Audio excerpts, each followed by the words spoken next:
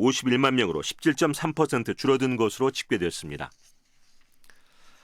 검찰이 대마 밀반입 혐의 등으로 수사를 받고 있는 CJ그룹 회장의 장남 29살 이선호 씨의 자택을 압수수색했습니다. 인천지검 강력부는 오늘 마약류 관리에 관한 법률 위반 혐의를 받는 이 씨의 서울 자택 등지를 압수수색했습니다. 검찰은 압수수색 과정에서 확보한 각종 증거물을 분석해 조만간 이 씨의 구속영장 청구 여부를 결정할 방침입니다. 이 씨는 지난 1일 새벽 인천국제공항을 통해 입국하는 과정에서 변종 마약인 액상 대마 카트리지와 캔디 젤리형 대마를 밀반입하려 한 혐의를 받고 있습니다. 날씨입니다. 오늘과 내일 비구름 전선의 영향으로 모레는 북상하는 태풍의 영향으로 전국 대부분 지역에 비가 내리겠습니다. 모레까지 예상 강수량은 수도권과 강원 영서, 충남과 제주도는 80에서 최고 200mm 이상입니다. 지금 서울 지방의 기온은 25도, 습도는 85%입니다. 이성민이었습니다. 5시 뉴스를 마치겠습니다. 5시 5분입니다. KBS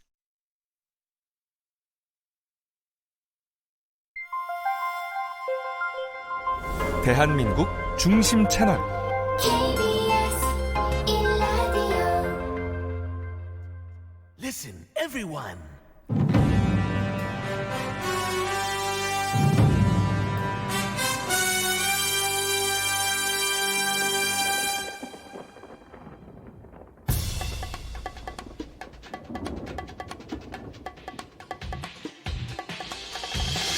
김용민 라이브.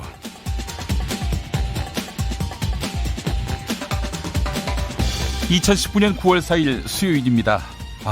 물숫자 수요일입니다. 정말 많은 비가 내리고 있는데요. 자, 전 김용민입니다.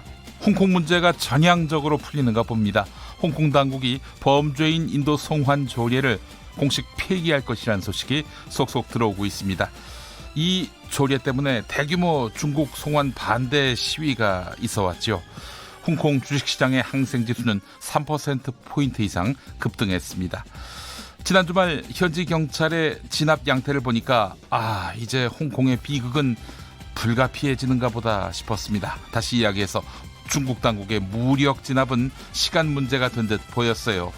앞서 중국 관영 신화통신은 폭도들이 정부 건물을 파괴하고 대로에 불을 질러 홍콩 특별행정구를 혼란에 빠뜨렸다라면서 강경 대응을 주문했지요. 홍콩과 10분 거리인 광둥성 선전에는 수천 명의 중국 무장경찰이 출동 대기 상태입니다.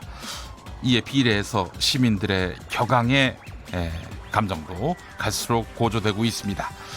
사실 홍콩을 영국으로부터 이양받았을 때 중국은 한국과 두 체제 정책에 따라 홍콩에다가 고도의 자치권을 부여한다고 했죠. 그러나 약속뿐이었습니다. 이 때문에 홍콩 주민들의 불만도 커져왔던 터였습니다.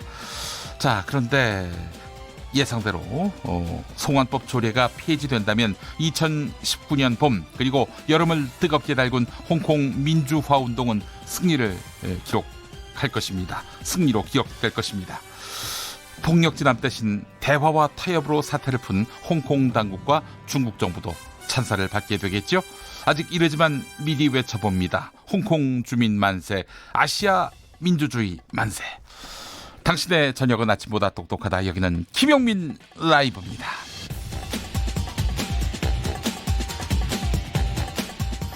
네, 가장 겸손한 대한민국의 대표 스피커가 되고 싶습니다.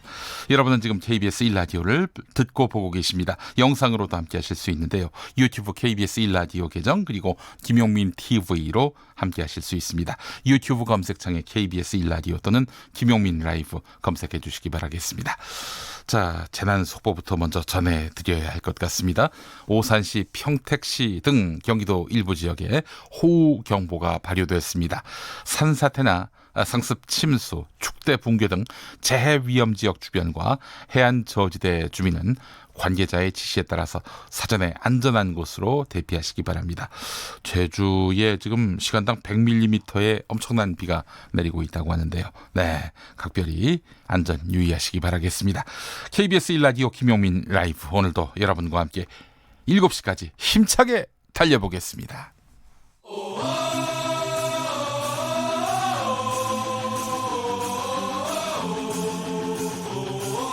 김용민 라이브.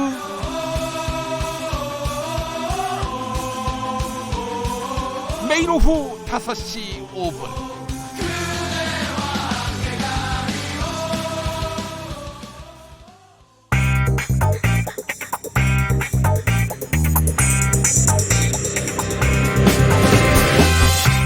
오늘 타임라인을 수놓은 말말말 김용민 라이브가 수집해서 들려드립니다. 소리로 듣는 그리고 세상을 읽는 뉴스, 세상의 모든 뜨거운 목소리 그 말말말에 김용민 생각까지 더해서 리뷰하겠습니다.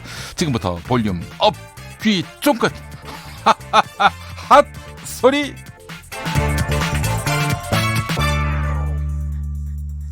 조국 법무부 장관 후보자 오늘 이틀 만에 인사청문회 준비단 사무실로 출근했습니다. 그제 있었던 11시간 동안의 기자간담회 이후 첫 출근이었는데요. 조국 후보자 어제 출근하지 않은 사이에 제기됐던 의혹이나 문제점들을 점검하는 시간을 갖겠다 이렇게 말했습니다. 그러면서도 딸 관련 의혹에 대해서는 적극적으로 방어하는 모습을 보였습니다. 동양대 총장 표창장과 관련한 조국 후보자의 해명도 있었는데요. 직접 들어보시죠. 새로 제기된 의혹인데 부인께서 운영한 영어센터 봉사활동한 걸로 딸이 표창장 받은 거 맞는지, 또 총장은 딸한테 총장상을 발급하지 않았다고 하고 있거든요.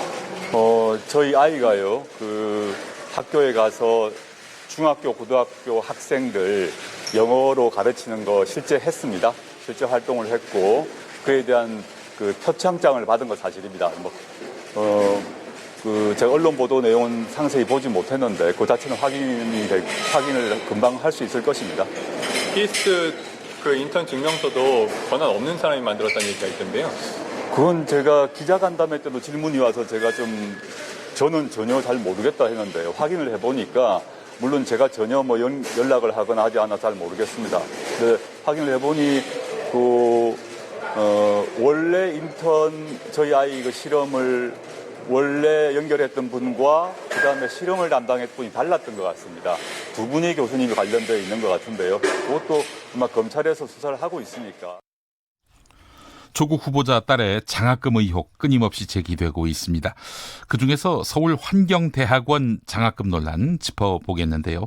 조국 후보자 말에 따르면 장학금을 신청한 사람도 없고 추천도 하지 않았다고 했는데, 그렇다면 조국 후보자의 딸은 이 장학금을 어떻게 받았던 것일까?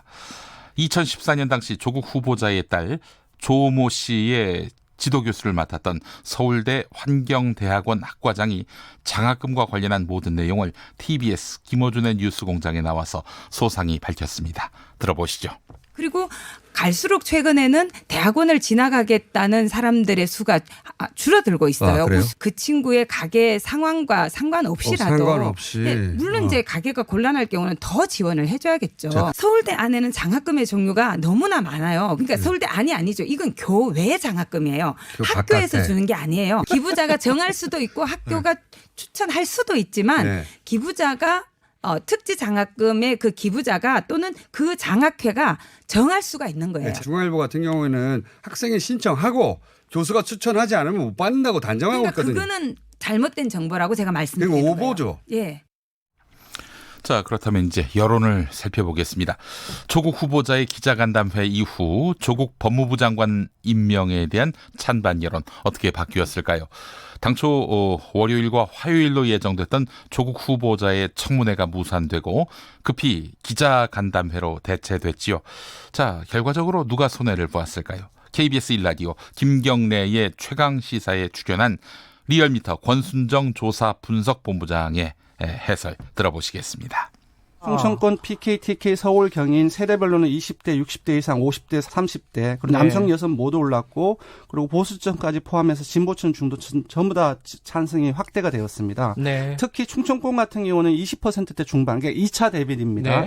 20% 중반에서 40% 초반에 올랐고요. 지금 20대 논란이 많이 되고 있는데 조사 경향은 이번 조사뿐만 아니라 지난주 후반부터 조금씩 다른 경향이 나타나고 있습니다. 20대 역시 찬성이 여전히 반대가 우세하긴 하지만 찬성이 30%대 초반에서 40%대 중반으로 올랐고요. 물론 그런 부분들이 있습니다. 찬성하는 사람들이 직접 시청을 더 많이 했을 것입니다. 그러니까 교차 분석을 해보면 그렇게 나타나는데 그럼에도 불구하고 제가 볼 때는 이 기자간담회 자체가 조국 후보자에 대한 태도를 결정하는 데서 영향을 준 측면이 수치로는 어느 정도 분간하기 힘들지만 분명히 있다라고 보여지고요. 결과적으로 보면은 자유한국당이 손해를 본 거네요. 저는 그렇게 생각합니다. 예, 결과적으로는요. 그러니까 여론의 철칙은 그겁니다. 과도하면 안 된다. 김용민 라이브. 조국 법무부 장관 후보자 관련 의혹에 대해서 정치권의 공방이 연일 이어지고 있는 가운데 더불어민주당 이인영 원내대표와 자유한국당 나경원 원내대표가 어제 JTBC에 나가서 토론회를 통해 맞붙었습니다. 화두가 된 것은 청문회 가족 증인 채택 문제 그리고 조국 후보자 딸의 장학금 의혹이었습니다. 자, 이 두 원내대표가 오는 금요일 조국 후보자에 대한 하루 청문회에 합의를 했었죠. 합의 전날에 있었던 토론회 치열했습니다. 여야 원내 수장이 맞붙었던 토론회 현장으로 지금 가보겠습니다. 그 증인은 임의로 절대로 출석할 수가 없는 증인입니다. 알겠습니다. 그렇기 때문에 대체적으로 가족이 나와야 되겠죠. 가족 문제는 양보했다가 이제 다시 청문 날짜가 부족하니 가족은 증인으로 나와야 한다. 이렇게 이야기한다면 너무 그때그때 조건이 달라지고 기한이 남았는데 알겠습니다. 무산을 먼저 선언하고 혼자 그걸 했습니다. 이거는 자신이 없는 겁니다. 예. 그러면은 자, 조국 후보하고 나경원 대표나 잠깐만요. 아니면 자유한국당이 진실을 놓고 예. 정정당당하게 겨루십시오. 알겠습니다. 증인과 자료가 있으면 하겠습니다. 증인과 자료가 없이 그러면 그동안 그것을 어떻게 조국 후보에 대해서 확신을 갖고 그렇게 수많은 의혹을 부풀려 오셨습니까? 최대한의 그 장학금을 준 분이 부산 의료원장이 됐습니다. 또 그분이 추천한 분이 대통령 주치의가 됐습니다.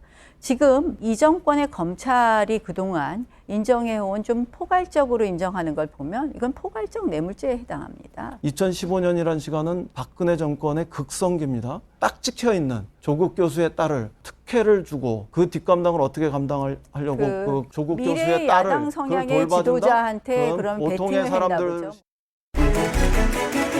김용민 라이브. 2020년 도쿄올림픽에 전범기인 우길기 사용을 허용한다. 도쿄올림픽 조직위원회의 입장인데요.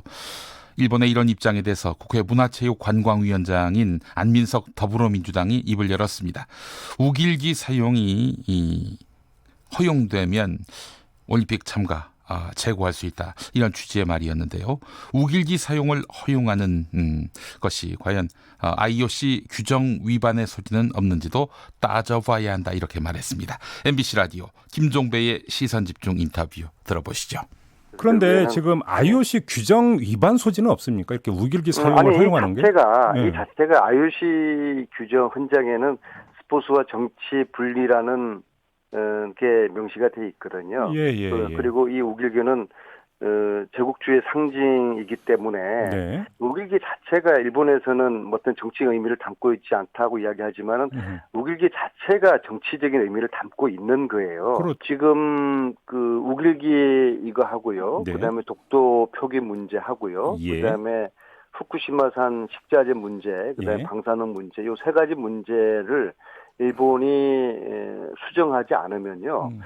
이것은 우리나라의 문제뿐만 아니라 내년 도쿄올림픽이 정상적으로 치러질 수 있겠는가. 그리고 이 세 가지 문제가 해결되지 않는다면은 우리 선수들이 참여하는 것을 우리 국민 정서가 허용하겠는가.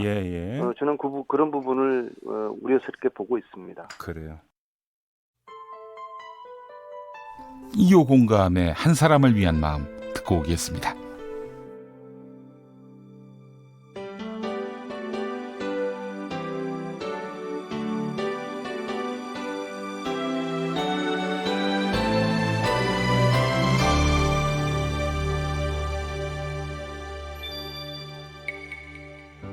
힘들게 보낸 나의 하루에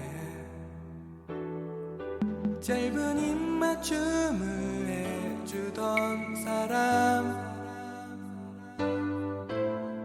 언젠간 서로가 더 먼 곳을 보며 결국엔 헤어질 것을 알았지만 너의 안부를 묻는 사람들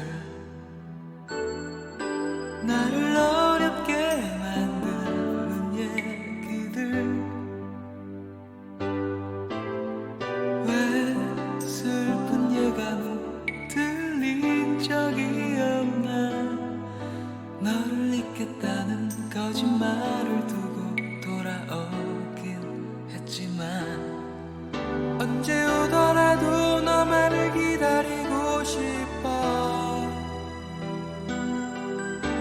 다시 처음으로 모든 걸 되돌리고 싶어. 이제는 어디로, 나는 어디로, 아직 너의 그 고백들을 써놨네. 너를 닮아 주었던 장미꽃도 한 사람을 위한 마음도 모두 있겠다는 거짓말을 두고 돌아오긴 했지만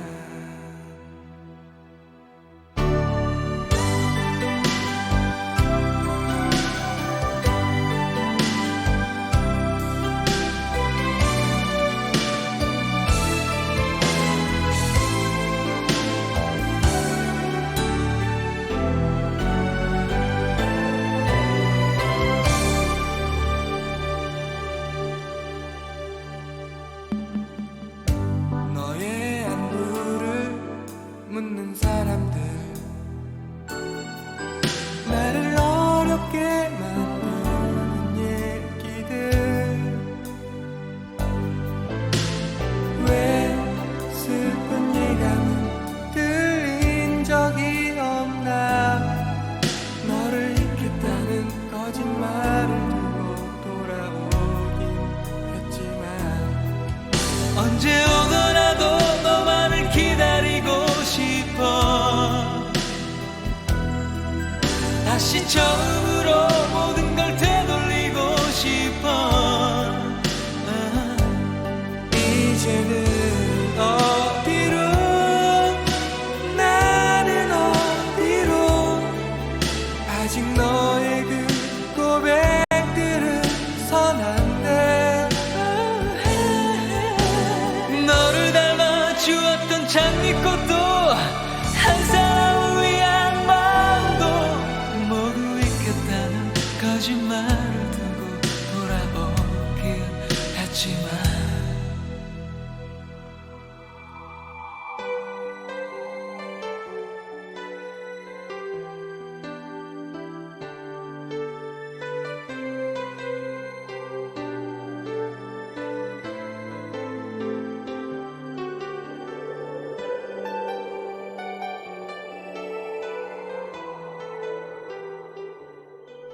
네, 앞서 핫소리에서 권순정 리얼미터 실장의 발언 들으셨죠? 조국 법무부 장관 후보자 임명을 두고 찬성과 반대 격차가 오차 범위 안으로 좁혀졌다. 기자간담회를 시청한 사람들의 경우는 찬성 여론이 오차 범위 안에서 앞서는 것으로 나타났다. 이런 여론조사 결과 분석이었는데요. 이 조사는 여론조사기관 리얼미터가 오마이뉴스 의뢰로 어제 전국 성인 501명을 대상으로 전화로 조사한 겁니다. 95% 신뢰 수준의 표본 오차 플러스 마이너스 4.4%포인트였습니다. 응답률은 5.7%였고요. 자세한 여론조사 결과는 리얼미터 홈페이지와 중앙선거 여론조사 심의위원회 홈페이지를 참고하시면 되겠습니다. 자, 오늘도 애청자 여러분들 문자로 많이 참여하고 계십니다. 6033번 쓰시는 분, 이 노래 고등학생 때 야간 자율학습 시간에 공부하는 척하면서 귀에 이어폰 꽂고 들었던 노래인데 뭉클합니다.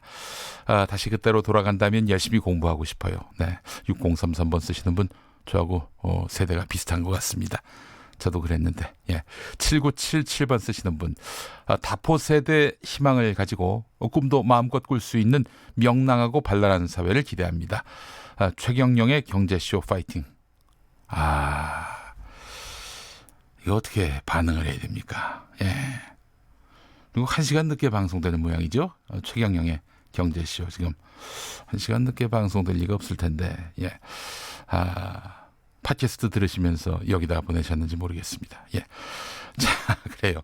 반갑습니다. 최경영의 경제쇼만 듣지 마시고 김용민 라이브도 좀 들어주시면 감사하겠습니다.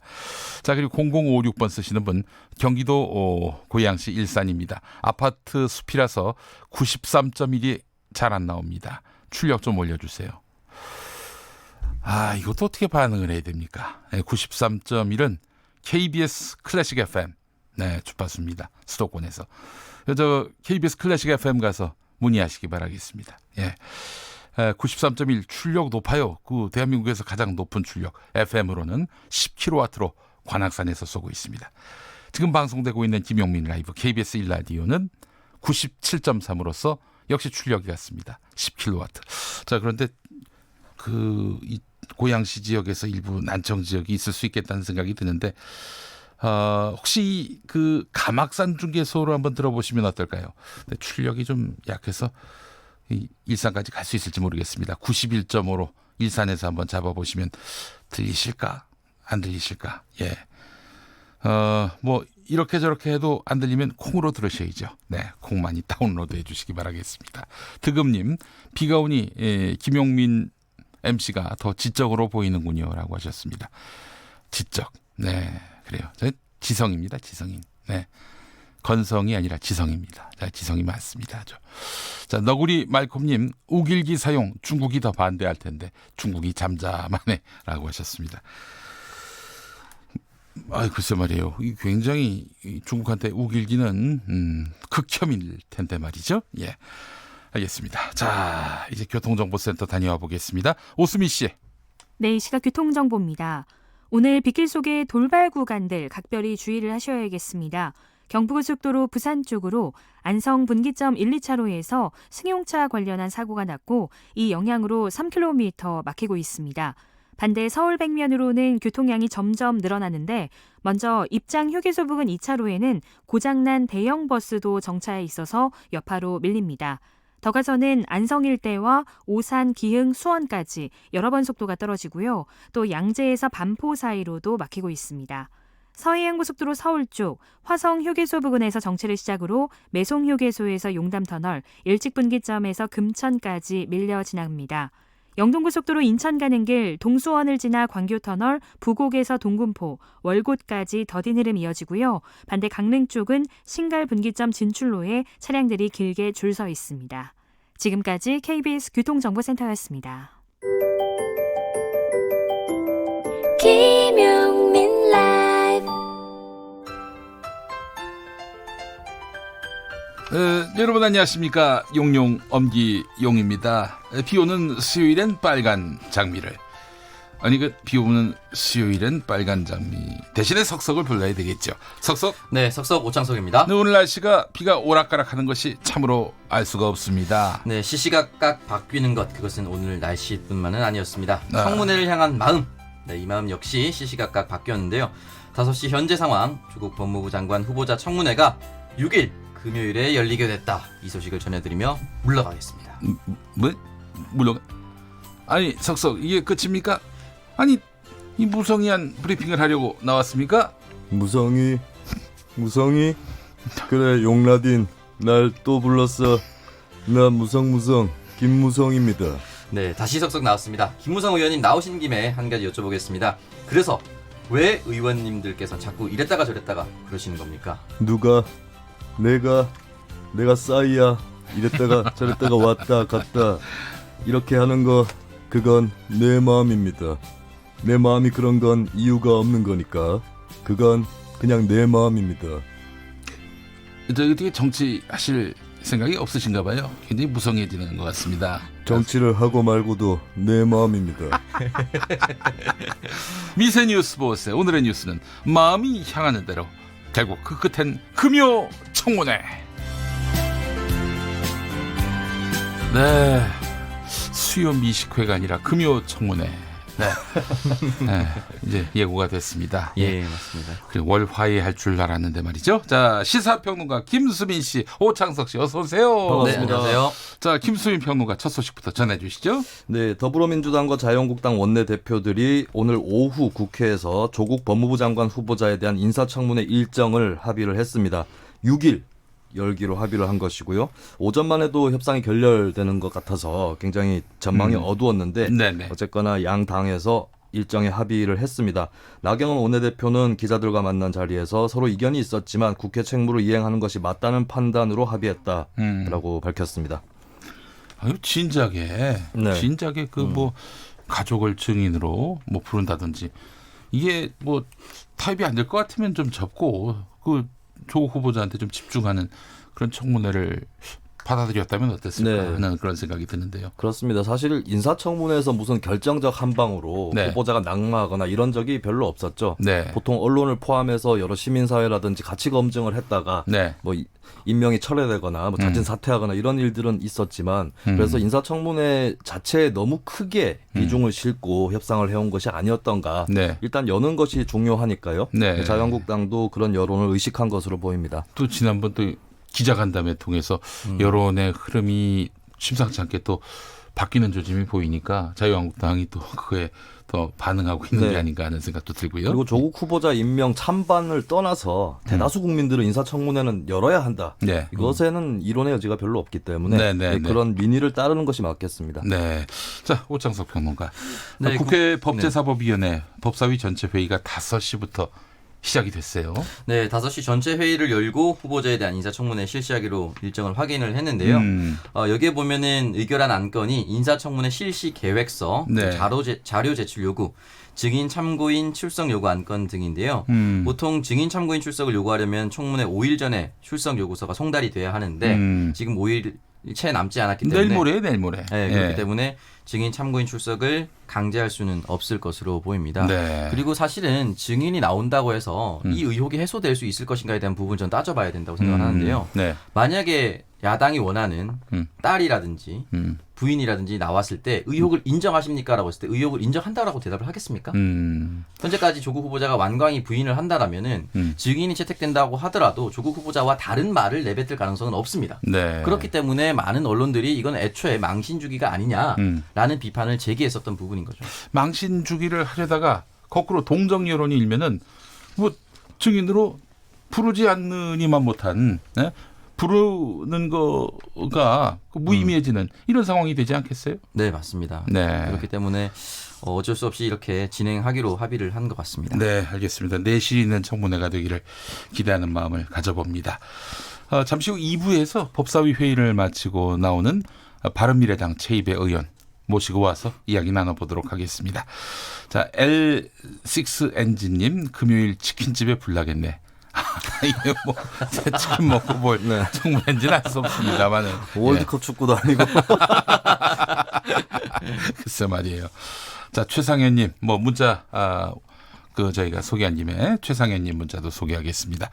부산은 비가 올 듯 후텁지근한데 김용민 라이브가 싹 다 풀어주는구나라고 말씀해 주셨고 9098번 쓰시는 분 여기 충남 홍성에서도 97.3으로 거의 매일 잘 듣고 있습니다. 사실 홍성이 대전방송총국 권역인데 그래도 잘 들려요. 홍성, 뭐 서산, 아산 이 지역이 감사합니다. 그리고 김무성은 아닌 것 같습니다라고 하셨어요. 김무성은 이 목소리 아닙니까? 그 목소리는 우리 당의 정양석 의원하고 비슷합니다. 알겠습니다. 자, 조국 후보자의 딸이 받은 표창장이 지금 논란이 되고 있어요. 네, 일단은 뭐 야당이라든지 언론들은 조국 후보자의 딸에 대한 의혹 해명에 집중적으로 지금 나서고 있는 모양새인데요. 이번에는 의전원 입학 당시에 제출했었던 동양대 총장상에 대한 의혹을 제기했습니다. 네. 딸이 실제로 동양대에서 표창장을 받았다라고 조 후보자가 밝힌 반면에 동양대 총장이 표창장을 결제한 적도 없고 준 적도 없다라고 언론 인터뷰를 했습니다. 네네. 근데 여기에 대해서는 표창장 같은 경우는 일단은 봉사 활동의 일환이었고 조 후보자의 딸이 고등학생이나 중학생들을 영어를 가르쳐주고 받은 상이다. 예. 말이 표창장이지 봉사에 대한 대가였다라고 하고 이 상장이 발급된 경우에 대해서는 보통은 여러 가지로 총장상이 발급되기 때문에 총장이 직접 결제하지 않고 총장실이나 부총장이 대리 결제할 수도 있다라고 얘기했습니다. 네. 그리고 부산대 의전원의 입시 요강에 보면은 이 사본을 제출하게끔 되어 있습니다. 예. 그렇기 때문에 양식은 이미 제출한 것으로 볼 수밖에 없는 것이죠. 왜냐하면 양식 제출되지 않았으면 통과 자체가 안 됐으니까요. 예, 동양대 총장은 나는 그런 총장상을 발급한 바 없다. 이렇게 얘기를 하고 있고 또 부산대 의전원에는 그 표창장이 이게 제출이 된 상태고. 네, 맞습니다. 이 둘 사이에 뭐 다른 가능성도 있지 않겠어요? 이를테면은 그 총장이 저기가 직접 찍진 않더라도 총장 명의로 나간 상장이 있거나 뭐 표창장이 있거나 하는.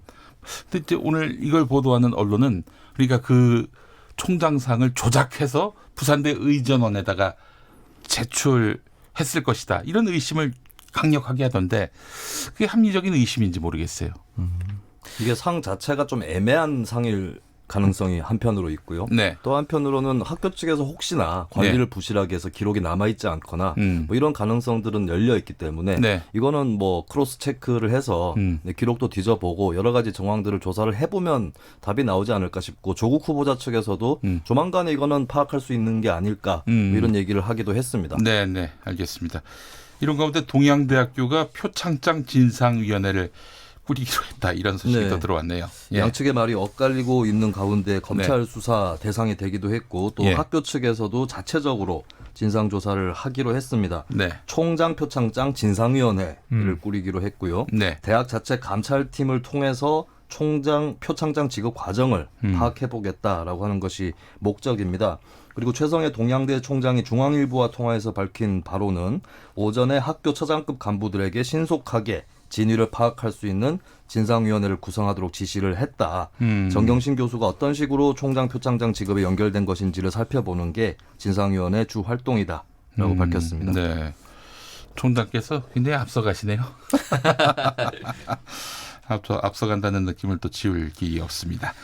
오창석 평론가 다음 소식은 뭡니까? 네, 6일에 전격적으로 인사청문회를 실시하기로 한 것에 대해서 자유한국당 내에서 불만이 터져 나오고 있다는 소식인데요. 여기에 대해서 일단 원내 지도부가 아무런 전략 없이 그냥 시간만 끈 것이 아니냐라는 비판이 흘러나오고 있습니다. 아무래도 기자간담회가 열리면 여론이 조금 바뀔 수가 있고 거기에 대해서 차후 그러니까 플랜 B를 예상했어야 되는데 전혀 예비해두지 않았다. 그리고 결국은 끌려가듯이 우리가 원했던 증인 채택도 되지 않은 상태에서 인사청문회를 열게 됐기 때문에 자유한국당은 정말 이번에 민주당에게 전략적으로 완패했다라는 이야기가 내부에서 올라오고 있습니다. 또한 기자간담회가 열릴 때는 대한민국의 모든 언론이 사실은 실시간 중계에 나서기도 했는데요. 이때 자유한국당 의원들은 이건 거짓 해명이다. 혼자 하는 솔로 쇼다. 이런 얘기를 그냥 SNS를 통해서 할 수 있을 뿐 다른 건 거의 할 수 있는 게 없었거든요. 그래서 여기에 대해서도 원내 지도부가 전략이 너무나도 없었다라고 하면서 정미경 최고위원 같은 경우는 원내 전략이 어떻게 가는지 모르겠다라고 이야기하고 자유한국당의 전략에 대해 당 지도부는 심각한 고민이 필요하다라고 신상진 의원이 공개적으로 비판하기도 했습니다. 네. 그래서 이제 내일 모레 청문회를 열기로 했는데 증인이 없어요. 그래서 조국 후보자만 나오게 되는 청문회인데 이와 관련해서 장제원 의원이 굴욕적인 청문회 합의였다.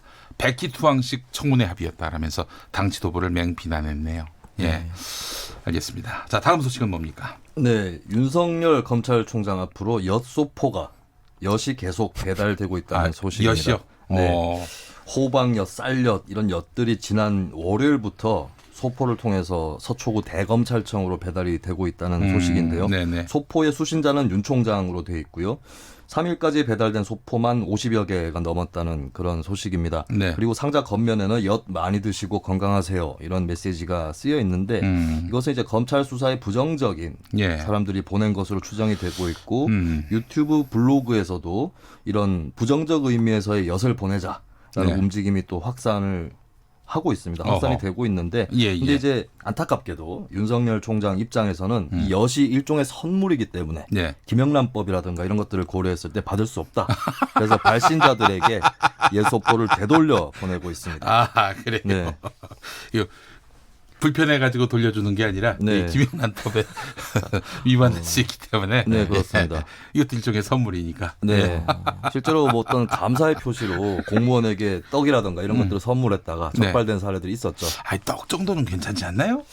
한국의 어떤 문화에서는 좀 어느 정도 감안은 해야 될 것 같긴 한데 어쨌든 간에 뭐 검찰총장 입장에서 이걸 뭐 선뜻 받을 수는 없는 그런 상황이 되겠고 그리고 이제 엿을 이렇게 배달하는 것이 마치 자유한국당이 조국 후보자에게 더 유리한 국면을 만들어 주다시피 했듯이 거꾸로 이것은 조국 후보 지지자들이 이런 행위를 했다면 조국 후보자한테는 그다지 유리하지 않은 그런 상황이 되겠죠. 그래요. 네, 그래서 뭐 일회성 에피소드로 그치는 것이 좋을 것 같습니다. 알겠습니다. 돌려주는 이유가 너무 진지해서 웃음이 나왔습니다. 이제 법을 다루기 때문에 당연히 그렇게 해야 되지 않나. 그렇죠. 그리고 또 특히나 공개된 공석에 공개된 자리에 있는 사람이니까 제가 예전에 모 의원에게 차를 얻어 탄 적이 있습니다. 그래요? 네, 고마워서 제가 제주도 놀러 갔다가 제주도 한거 같은 걸 5,000원짜리를 하나 사서 의원회가 좀 아무 생각 없이 고마워서 5,000원짜리니까 이렇게 들고 다니면서 누구 줄 거냐? 누구 의원 드릴 거다니까 그 의원이 갑자기 의원실에서 나오면서 야, 너 공개적으로 나한테 뇌물 주는 거 홍보하냐라고 그렇게 약간 민감하게 반응을 할 수밖에 없습니다. 이런 공직에 있으면. 그렇죠. 5,000원짜리라서 좀 화가 나가지고. 그 무슨 소리입니까? 날 뭘로 보고. 이런 건 아니고. 그분이 그 한과를 굉장히 좋아하셨습니다. 알겠습니다. 지금 또 민원 들어왔습니다. 8471번 쓰시는 분, 제3경인고속도로 성채터널 양방향 KBS 1라디오 수신 불량. 수신 상태 불량. 이렇게 또 제보를 해주셨습니다. 이러다가 전국 수신 상태 지도를 작성할 수도 있지 않을까 싶습니다. 저희가 베이스 캠프가 되겠습니다. 네. 알겠습니다. 김지일님. 오늘 퀴즈 정답 엿. 퀴즈 내지도 않았죠? 2부 시간에 응모해 주시기 바라겠습니다. 2부 시간에. 문제도 안 나갔는데. 자, 오창석 평론가 다음 소식 뭡니까? 네, 지난 패스트트랙이 통과되는 과정에서 무더기 고소고발 사건이 있었습니다. 여기에 대해서 현재 여당 그리고 정의당 의원들은 경찰의 출석 요구에 일일이 다 출석을 하고 있는 상황이고요. 반면에 자유한국당 의원들은 출석을 하지 않고 있는 상황입니다. 오늘은 서울 영등포 경찰서에 박홍근 더불어민주당 의원이 출석을 했는데요. 출석을 하면서 같이 지금 소환 통보를 받은 황교안 자유한국당 대표 그리고 나경원 원내대표의 출석을 촉구했습니다. 오늘이군요. 네, 오늘이었습니다. 그래서 나 원내대표 같은 경우는 현장을 진두지휘한 사람으로서 경찰에 출석해야 하고 법무부 장관을 지낸 황 대표 역시 법위에 군림하지 말고 소환에 응해야 된다라고 강조를 했습니다. 현재까지 이 피고발인 신분으로 출석한 의원은 민주당 30명, 정의당 3명 등 총 33명이고요. 현재까지 고발된 사람이 국회의원이 총 109명에 달한다고 합니다. 경찰은 현재까지 98명에 대해서 출석 요구서를 발송한 상태입니다. 자유한국당 의원 59명 전원 지금 불출석하고 있고. 네, 맞습니다. 네, 알겠습니다. 불출석하는 이유에 대해서는 그냥 당의 방침에 따르겠다라는 입장을 고수하고 있습니다. 당의 방침에 숨지 말고 한두 사람 정도는 나와서 조사받으면 안 됩니까? 좀 아쉽습니다. 네. 알겠습니다. 자, 김수민 평론가 다음 소식은 뭡니까? 네, 영국 정치권 소식 전해드리겠습니다. 한국 정치권 이상으로 시끌벅적한 영국 정치권인데요. 노딜 브렉시트, 그러니까 이렇다 할 어떤 합의라든지 수습이 안 된 상황에서 그냥 EU에서 빠져나오는 이 브렉시트를 하게 될 경우에 그 날짜를 최장 내년 1월 31일까지 연기하는 그 법안이 표결에 들어가게 됩니다. 거기에 앞서서 영국 하원이 의회 의사일정 주도권을 현재의 보리스 존슨 내각으로부터 하원의회로 이동시키는 결의안을 놓고 표결을 실시를 했는데요. 가스레인지 대신 주방에서 많이 쓰는 인덕션 전기레인지가 있죠. 곧 공개되는 아이폰 신제품을 두고 그러니까 인덕션 에디션이라는 말이 나옵니다. 중에서도 20명 이상이 반란을 일으켰다라고 할 수 있는 대목이라서 보리스 존슨 총리한테는 굉장히 위기 상황이고요. 이번에 올라가서 표결에 들어갈 유럽연합 탈퇴법 이 내용은 유럽연합 정상회의가 10월 17일에 있습니다. 그 다음 날인 10월 18일까지 유럽연합하고 영국 정부가 브렉시트 합의에 도달하거나 아니면 합의에 실패해가지고 노딜 브렉시트로 가게 될 경우에는 의회로부터 승인을 얻도록 되어 있고 두 가지 시나리오가 다 되지 않는 경우는 2020년 1월 31일까지 유럽연합 집행위원회에 총리가 브렉시트를 추가로 연기해달라고 요청을 해야 한다. 이런 내용이 들어가 있죠. 그래서 보리스 존슨 총리는 노딜 브렉시트를 불사하는 그런 입장을 갖고 있는데 이 총리 입장에서는 정치적 위기를 맞이했다고 볼 수가 있고요. 그래서 만약에 이런 법안이 통과가 되면은 하원을 해산하고 조기 총선을 실시하겠다라고 하는 게 이 존슨 총리 입장이지만 사실은 이 조기 총선 카드를 통해서 당내의 반란파들을 당신들 공천 주지 않겠다 이렇게 위협을 한 거거든요. 근데 그럼에도 불구하고 현재 전국 분위기가 잘 반전이 되고 있지 않고 그리고 조기 총선을 확정하려고 해도 하원 의원의 3분의 2 이상이 지지를 해야 됩니다. 그래서 지금 현재 보리스 존슨 총리 앞에는 가시밭길들이 계속 놓여져 있다 이렇게 볼 수 있습니다. 근데 아무리 봐도 제가 이 관계를 잘 모르지만은 노딜 브렉시트는 물론이고 브렉시트 자체가 영국한테 이롭지가 않을 텐데 네. 보리스 존슨 총리는 왜 이렇게 밀어붙입니까? 지금 이제 뭐 국제적으로 미국도 마찬가지고 고립주의를 지향하는 그런 분위기가 확산이 되고 있고 영국의 포퓰리즘 여론이 우리가 괜히 EU에 들어가서 이 모양 이 꼴이 되었다라고 하는 그런 여론이 워낙 강해서 국민투표에서 브렉시트안이 통과되지 않았습니까? 지금 영국 국민들 사이에서도 후회하는 분위기 혹은 거봐 하지 말자 그랬잖아 이런 얘기가 있는데 차마 국민투표를 다시 실시하기도 굉장히 힘든 그런 상황이 돼버린 것이죠. 이 상황에서 사실 야당 입장에서는 국민투표를 하든 말든 간에 그 전에 노딜 브렉시트를 막아가지고 브렉시트 자체를 막는다거나 뭐 이게 또 야당 내에서 뭐 반대파 내에서도 여러 가지 입장이 있겠는데 일단은 현재 노딜 브렉시트를 추진하고 있는 존슨 총리가 막다른 골목에 처해져 있고 나머지 굉장히 광범위한 반대 전선이 형성돼 있다. 이런 상황인 거죠. 아이고 참 이것도 분리 독립을 원하는 잉글랜드 이 섬 내에 그 여러 주체들이 있지 않습니까? 네, 그렇습니다. 이들도 동요하는 걸로 지금 알려져 있고요. 네. 영국 민주주의가 일대 위기에 처해져 있죠. 알겠습니다. 오늘도 역시 동물의 왕국에서는 여지없이 비암이 또 나오고 있습니다. 네. 비암. 네. 맹독성 뱀이 오늘 또 나왔어요. 예. 그래, 반갑습니다. 예. 안녕. 자. 영국 민주주의 이야기를 하고 있는데 뱀이 나오다니. 예. 킹브라운 뱀이에요. 네.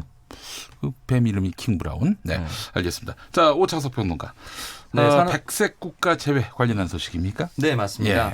산업통상자원부가 SNS를 통해서 지난 3일 22시경 전략 물자 수출입 고시 개정안에 대한 일본 경제 산업성의 의견이 접수됐다라고 발표를 했는데요. 여기에 대해서는 이제 일본 정부가 왜 우리나라를 백색 국가에서 제외시키느냐 이러한 내용이 담겨져 있다고 보시면 될 것 같은데요.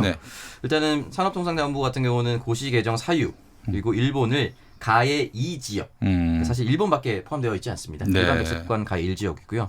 여기로 분류한 이유, 캐치홀 등에 대한 이런 내용들을 고시를 했고 여기에 대한 답변을 요청했는데요.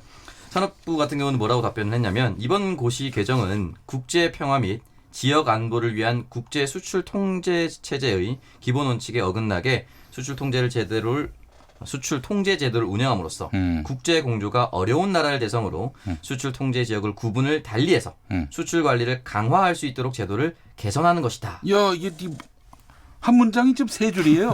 무슨 말인지 하나도 모르겠습니다. 쉽게 해설해 주세요. 예. 그러니까 일본만을 배제한 것은 아니다. 뭐 이런 내용인데 사실은 또 이제 가해 1지역과 2지역의 대상 국가가 조금은 확연하게 차이 난다는 점에서 조금 또 다른 시각으로 볼 수도 있죠. 네, 보복 조치가 아니다 이런 말이죠. 일본에 대한 보복 조치는 아니다라고 원론적인 답변을 내놓은 것이죠. 어제 송기호 변호사가 김용민 라이브에 나왔는데 일본에 대해서 백색 국가에서 지정하지 그러니까 일본을 백색 국가에서 빼면은 우리 한국 경제에 악영향을 미칠 가능성이 높기 때문에 이건 신중하자 이런 목소리를 내놨어요. 송기호 변호사가. 자, 일단 뭐 정부로서는 백색 국가 제외 방침대로 밀고 갈 모양인데. 네, 현재까지는 계속해서 가는 방향인 것 같습니다. 예, 그래요. 단점, 장점 이런 것들을 좀 세밀히 따져봤으면 좋겠습니다. 홍콩 송환법 이거 결국 백지화하는 걸로 가닥이 잡힌 모양이죠? 네, 이른바 송환법이고 정식 명칭은 범죄인 인도 조례죠. 캐리람 행정장관이 이 법안을 철회하기로 했다라고 하는 소식입니다. 친정부 성향 의원들을 정보청사 관제에서 만난 자리에서 송환법 철회 의사를 밝힌 것이고요. 일단은 현재 굉장히 맹렬한 반대 시위를 누그러뜨리기 위한 조치로 해석이 됩니다만 시위대가 요구한 것은 송환법 철회가 전부가 아닙니다. 5대 요구안이 있는데 송환법 완전 철폐 외에도 경찰 폭력 진상조사, 시위대에 대한 폭도 규정 철회, 연행자 무조건 석방 및 불기소, 그리고 행정장관 직선제 실시 5대 요구안이고 특히 마지막에 이 행정장관 직선제 실시 이것이 받아들여질 가능성이 아직 굉장히 희박하기 때문에 앞으로 이 사태가 어떻게 전개될지는 뭐 쉽게 얘기할 수 있는 그런 단계는 아닌 것 같습니다. 네, 알겠습니다. 아이고 뭐 잘 될 줄 알았는데 이것도 조건들이 많이 붙는군요. 예. 국제 뉴스 하나 더 준비하셨다고요? 네, 미국과 아프가니스탄의 탈레반이 평화협정 초안을 합의했다라고 하는 소식입니다. 예전에 이제 그 탈레반은 아프간 침공, 소련이 했던 그 침공 이후에 내전에서 승리해가지고 1996년에 권력을 쥔 바 있는데 알카에다의 2001년 9.11 테러 이후에 미국의 침공을 받아서 탈레반 정권이 붕괴가 됐었죠. 근데 그 이후에 게릴라전을 굉장히 끈질기게 벌여서 국토의 절반을 장악한 그런 상황이고요. 그래서 이 탈레반을 미국이 어느 정도 현실로 인정을 하고 135일 이내에 아프가니스탄에서 미군 5,400명을 철수시킨다. 네. 5개 기지를 폐쇄한다. 이런 내용의 평화협정을 탈레반과 합의를 했다고 밝혔습니다. 그리고 대신에 미군이 철수하는 조건으로 탈레반은 IS라든지 이런 외부 테러 세력들을 불허하기로 합의를 했고요. 근데 이 합의는 종전이 아니고 공식적인 휴전 협정은 없다라는 것입니다. 왜냐하면 종전은 아프간 내에서 싸우고 있는 당사자들끼리 달린 그런 일이라는 그런 논리인데 네. 문제는 지금 탈레반이 아프가니스탄의 정권을 불법 정권으로 간주를 하고 있고 협상도 거부를 하고 있거든요. 네. 그래서 이런 평화협정 내용이 지켜지더라도 아프간의 평화가 찾아올지는 아직도 불투명합니다. 알겠습니다. 자, 도쿄올림픽 이야기 한번 해보겠습니다. 일본 도쿄올림픽 조직위원회가 우길기 써도 된다. 우길기 써도 된다. 이렇게 입장을 밝혔는데 이 독일에서는 사실은 그 패전 이후에 이런 나치 문양의 하켄크로이츠 이런 거 쓰지 못하게 하고 있는데 말이죠. 네, 일단은 도쿄올림픽 측이 밝힌 주장은 이렇습니다. 우길기는 일본 내는 물론이고 각종 국제 대회에서도 큰 문제 없이 사용되고 있다. 어떤 정치적 의도를 담고 있지 않아서 금지 품목이 아니다라고 설명을 하긴 했는데요. 일단 좀 살펴보면은 1870년 처음 일본의 육군 깃발로 사용되기 시작했고요. 그 뒤에 일본 해군도 사용을 했습니다. 현재는 1954년에 자위대가 창설되면서 자위대의 공식적인 깃발이 됐습니다. 네. 그러니까 일본 측의 입장은 조금은 다르다라고 하는데요. 일단 일본 자국민의 입장도 좀 다른 것 같고 독일 같은 경우는 그 당시에 나치가 전쟁 주도 세력이 되면서 절대는 돌아가서는 안 되는 그런 상황, 역사에 대한 반성과 사죄의 의미를 담았기 때문에 아예 반나치법까지 등장해서 이 나치와 관련된 그 어떠한 것도 사용하는 것을 금지하고 있습니다. 그런데 일본 같은 경우는 과거의 기득권층이 그대로 침략 전쟁을 수행하고 또 제대로 된 반성, 특히나 한국이라든지 그 당시 일본에 비해서 약소국이었던 나라에 대한 어떤 사과나 반성, 지금까지도 제대로 하고 있지 안 하고 있지 않습니까? 네, 거기에 대해서 일본 자국민들도 거기에 대한 경각심이 줄어들었고 그리고 당시 국력 그리고 또는 연합군에서 전후 처리 과정 문제에 있어서 이걸 절대 사용하지 말라라는 그런 목소리가 그 당시에 제대로 제기되지 않은 점들이 지금까지 이 문제를 끌어오고 있는 배경이 되고 있다고 봅니다. 예, 알겠습니다. 김수민 평론가. 네. 계엄령 때 유언비어 유포로 옥살이했던 시민이 47년 만에 재심에서 무죄 판결을 받았습니다. 네. 이 시민은 이제 1972년 10월에 비상계엄이 선포되고 난 다음에 굉장히 언론의 자유가 탄압을 받지 않았습니까? 그렇죠. 예, 그해 11월 한 선술집에서 나를 묶어가도 좋다, 너무 억압하면 못 산다 등등의 그런 반정부적인 발언을 했다는 혐의로 또 유언비어를 퍼뜨렸다고 해서 군법회의에 넘겨져서 징역 3년을 선고받았다가 이렇게 원하는 것은 무엇이든 이룰 수 있고. 그렇습니다. 은혜의 나라군요. 나를 묶어가도 좋다. 너무 억압하면 난 못 산다. 그랬더니 잡아가서 징역 3년을 선고했어요. 그렇습니다. 그리고 이제 나중에 징역 6개월, 집행유예 1년으로 최종 확정 판결을 받고 그대로 옥살이를 했던 시민입니다. 근데 이제 우리 사법부의 논리는 그때의 1972년 비상계엄 선포 후에 내려진 계엄 포고령은 헌법과 법률을 위반했다. 그래서 무효다. 무효이기 때문에 계엄 포고에 근거한 공소 사실은 더 유지될 수 없다라는 것이 우리 재판부의 논리고 사실 검사들도 계엄법 위반죄 판결은 무효다라면서 재심 청구를 했습니다. 근데 안타깝게도 이 사건의 당사자인 오 아무개 씨는 사망을 한 상황이고요. 네. 그렇지만 어쨌든 이런 그 유신 독재 시대의 판결들이 계속해서 앞으로 더 나오면 나올수록 무효라는 그런 역사적인 의미를 갖고 있는 판결을 받을 것입니다. 이렇게 답답한 세상을 견디지 못해서 아티스트들이 굉장히 은유적인 노래들을 많이 만들어냈잖아요. 한대수 씨 같은 경우 물 좀 주소. 그렇습니다. 물 좀 주소라는 노래를 1974년에 만들었는데 금지곡으로 모셨어요. 금지곡인 이유는 물고문을 연상하게 한다. 김추자 씨의 거짓말이라는 불신풍조를 조장한다. 그렇죠. 이장희 씨의 그건 책임을 상대방에게 전가한다는 이유로. 어떤 노래는 반말했다고 등록이 된 것도 있었어요. 반말한다고. 예. 아이고 참 그런 시절이 있었습니다. 예. 알겠습니다.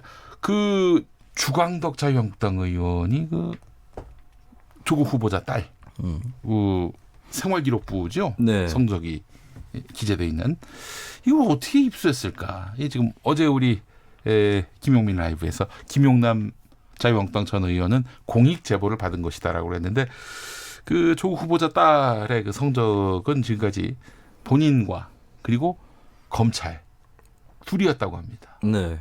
그러면 검찰은 자기들은 뭐 주광덕 의원에게 그 자료 안 줬다고 그러면은 주광덕 의원이 해킹을 했다는 얘기죠.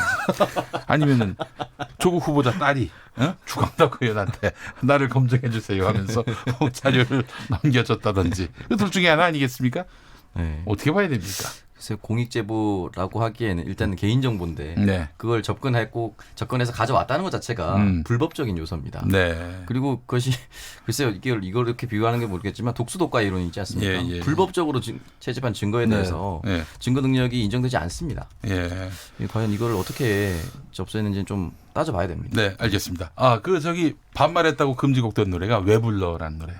송창식 씨가 부른 노래죠. 예, 알겠습니다. 자, 6시 뉴스를 맞춰라. 누가 먼저 하시겠습니까? 네, 제가. 알겠습니다. 오창석 평론가. 당연히 그 얘기를 나올 것 같아서 제가 꼬아서 한번. 홍콩 송환법.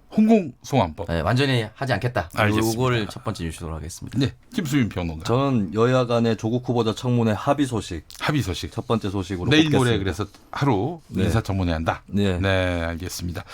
자, 그래요. 오창석 평론가는 홍콩 송환법이 폐기될 것이라는 소식, 그리고 김수빈 평론가는 여야가 조국 후보자에 대한 청문회, 바로 내일 모레 청문회 일정에 합의했다는 소식을 KBS 1라디오 6시 뉴스 첫 뉴스로 꼽으셨습니다. 자, 정말 그렇게 첫 뉴스가 나오게 될지 함께 귀를 쫑긋 세우면서 들어보시고 김용민 라이브 2부는 6시 5분에 돌아옵니다.